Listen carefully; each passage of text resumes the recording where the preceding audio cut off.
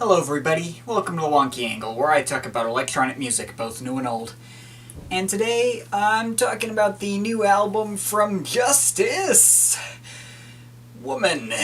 Justice, the French duo who I've been getting requests to cover on a regular basis, basically from the very start of my reviewing career. I'll be honest, while I do like these guys a lot, and I got plenty of respect for them, I would never consider them to be an all-time favorite, personally. I did like their first album, Cross, being very over-the-top, dramatic, abrasive, with a sound that did admittedly put them fairly close to Daft Punk territory, but still exemplified itself as its own separate entity. A very unique and fun dance album that was worth returning to every now and then. I did admittedly find it to be a bit tiring after a while, purely thanks to my own musical tastes, which tend to call for more laid-back stuff. But overall, yeah, definitely did enjoy Cross from front to back. But then there was their follow-up audio video, Disco. Now, these guys have a lot of hard rock influences, and my taste in hard rock is basically begins and ends at Led Zeppelin. I don't count prog rock like Pink Floyd and the like.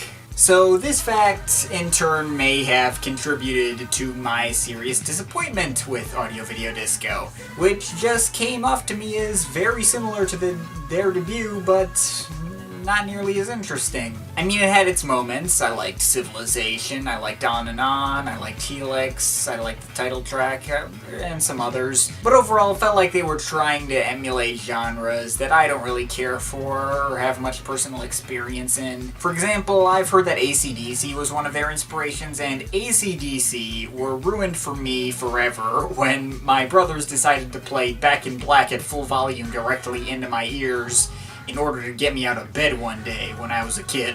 I know that sounds ridiculous, but because of that, I can't stand AC/DC. But I digress. Point is, I liked Cross. Audio Video Disco was a letdown though.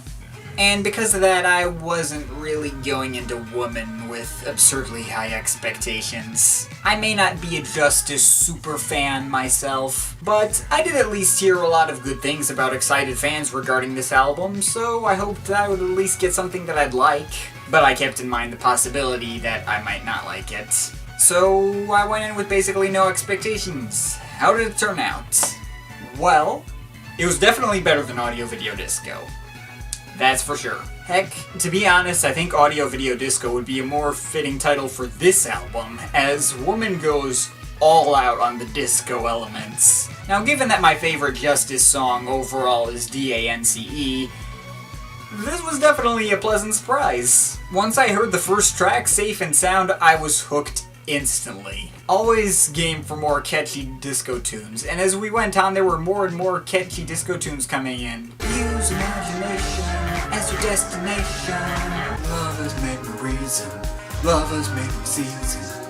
It's a good give and nothing more. So many nights, so many memories, but nothing's ever stopped. Of course, it wasn't all straight retro throwbacks. We got tracks like Alakazam, which reminded me a lot of certain sections of LCD Sound System's 4533. We got tracks like Heavy Metal and Close Call, which cranked up the intensity, either just straight volume-wise in the former or emotionally in the latter. But the standout for me was Chorus, which moved at high speed and unsurprisingly had a lot of epic choirs, with a triumphant spirit not unlike Daft Punk's Superheroes, but cranked up even further. Easily my favorite song on this album. But when all was said and done, while I had a lot of fun with this album, something just kind of felt missing for me. And with repeat listens, I found myself not really having as much fun and even getting a tiny bit sick of it. It could possibly be that I was just already kinda sick to my stomach on the subway, and that just tends to ruin anything I listen to. But fact of the matter is, Justice aren't exactly reinventing the wheel with this album. Quite the opposite. They're even following in the footsteps of their contemporaries.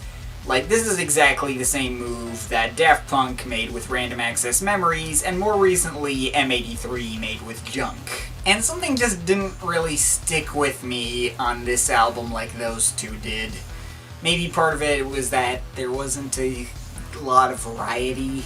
I mean, there was enough of it to keep me interested, but one of my biggest problems with Justice in general, at least for me personally, is that they never really stop for a break. They're just always going out, all out, over the top in everything they do, and that leads to me getting tired.